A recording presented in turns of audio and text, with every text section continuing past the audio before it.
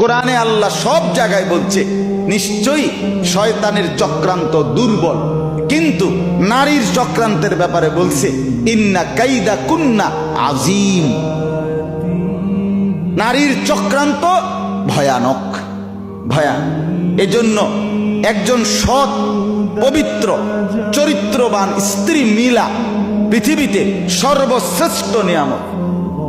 কোন মানুষ, হাদিসে আছে আল্লাহ নবী সাল্লাল্লাহু আলাইহি ওয়াসাল্লাম বলেন, মাস্তাফাদাল মুমিনু মিন বাদি তাকওয়াল্লাহ আল মারআতুস সালিহা। কোন মুমিন বান্দা আল্লাহকে তাকওয়া, আল্লাহর ভয়, আল্লাহর ইবাদত করবার পরে দুনিয়ায় যত কিছু অর্জন করলো তন্মধ্যে সর্বশ্রেষ্ঠ নিয়ামত হলো একজন পবিত্রা সতী সাধ্বী চরিত্রবান স্ত্রী।